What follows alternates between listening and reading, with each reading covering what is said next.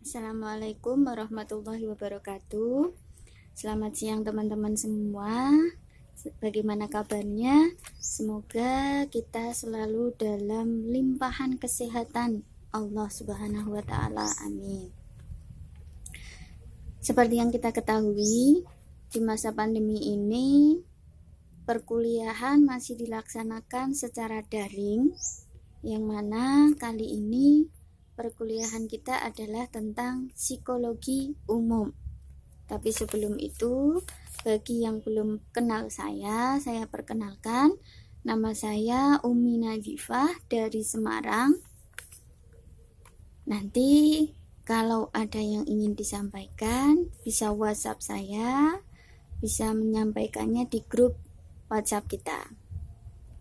Untuk kali ini adalah pertemuan perdana yang mana kita masih santai-santai saja dan materinya pun masih sekilas saja. Jadi tentang psikologi umum. Kita flashback, ingat dulu.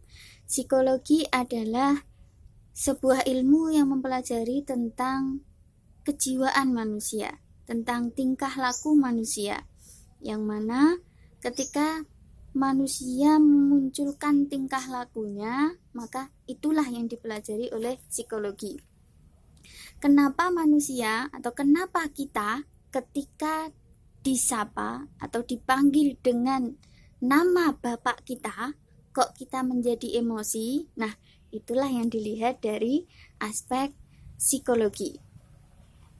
Ada ya kadang dari kita yang merasa tersinggung, atau ada pula yang merasa tidak tersinggung dan fine-fine saja, cuek-cuek saja, senyum-senyum saja ketika seumpama namanya Bella tapi dipanggilnya Jono karena bapaknya Bella adalah Bapak Jono. Nah, ini juga termasuk dari kajian dari psikologi. Jadi ternyata bagaimana manusia itu memunculkan perilaku atas efek samping atau atas sebab perilaku sebab akibat dari lingkungan mereka masing-masing. Nah, psikologi umum. Jadi psikologi umum itu nanti kita akan membahas tentang bagaimana perkembangan atau pola berpikir manusia, tentang tingkah lakunya, yang mana kita akan menilainya dari beberapa hal yang di situ memunculkan tingkah laku manusia. Nah, dalam hal ini tentu saja kita akan mempelajari banyak sekali tentang psikologi yang di situ kita lebih mengarah kepada psikologi umum. Jadi sebelum itu teman-teman, ternyata dalam kajian psikologi itu psikologi dibagi menjadi dua. Yang pertama adalah psikologi umum dan yang kedua adalah psikologi khusus. Psikologi khusus itu seperti sebuah kajian psikologi, sebuah kajian tentang perilaku manusia yang dikhususkan pada sesuatu. Contoh, ada psikologi pendidikan, berarti psikologi yang khusus membahas pada tatanan pendidikan.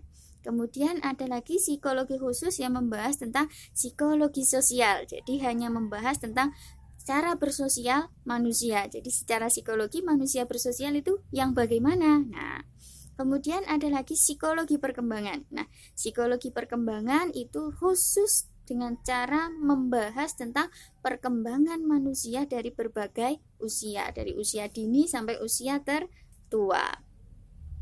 Nah, itu dikatakan psikologi khusus. Kemudian kita akan membahas tentang psikologi umum yang mana tidak ada pengecualian, tidak ada pembatasan dalam psikologi umum, melainkan psikologi umum membahas semua hal yang ada dalam tingkah laku manusia yang tanpa terbatas, baik dari jenis kelamin, baik dari segi perkembangan, baik dari segi biologis, baik dari segi sosial, dan seterusnya yang ada dalam psikologi khusus yang dikerucutkan satu persatu, tapi kita membahas tentang psikologi umum yang ke semua cabang psikologi tadi ada.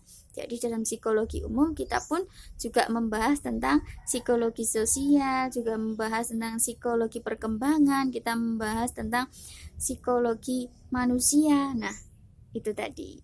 Jadi ternyata teman-teman, untuk psikologi umum nanti dalam satu semester ini kita akan membahas tentang bagaimana manusia itu memunculkan seperti halnya motivasi dalam dirinya, kenapa ada emosi dalam diri manusia, bagaimana daya ingat manusia dalam belajar.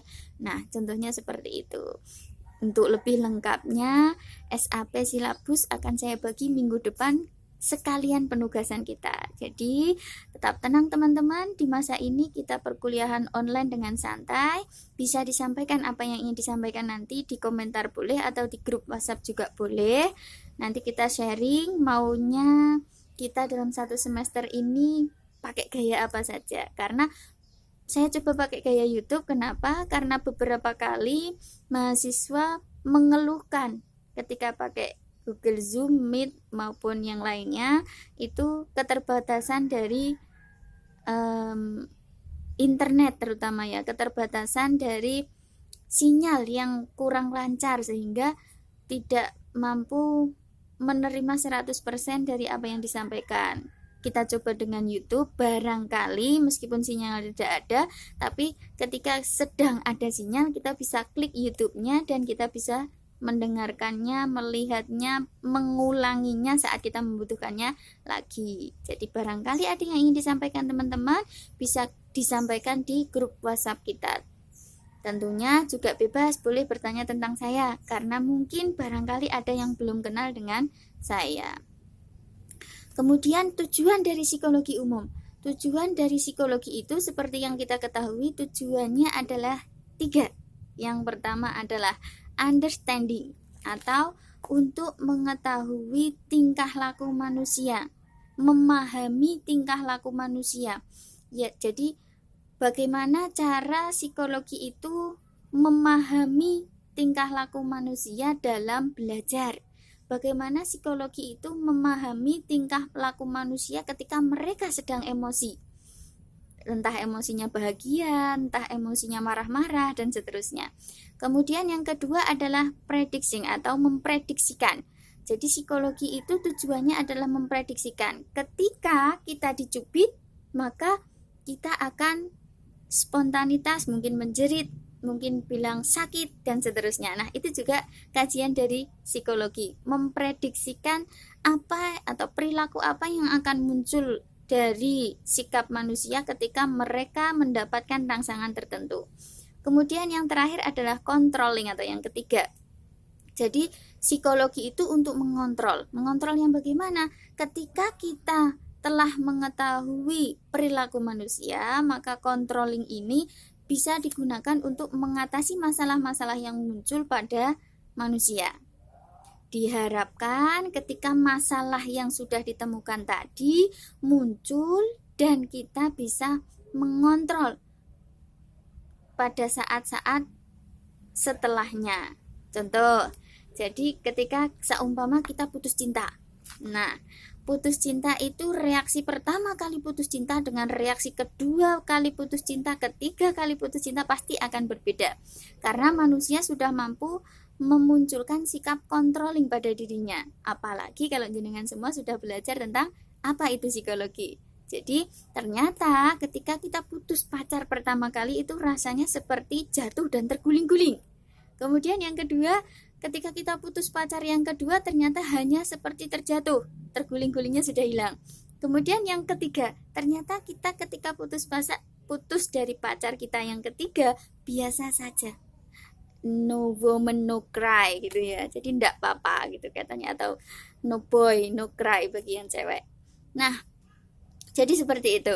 Maka nanti seandainya ada yang ingin disampaikan di materi pengantar ini, jadi kita hanya sekilas saja ya hari ini. Kita anggap pertemuan ini adalah perkenalan dan basicnya ringan. Nanti silahkan dikenalkan atau memperkenalkan diri masing-masing teman-teman yang ikut kelas saya, yang ikut kelas kita psikologi umum, bisa mengabsenkan, mempresensikan dirinya sendiri di grup WhatsApp kita setelah menonton YouTube ini tentunya.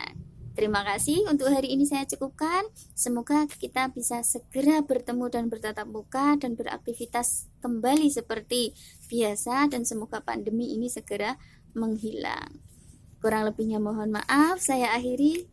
Saya Bu Nadif dari Semarang. Terima kasih. Assalamualaikum warahmatullahi wabarakatuh.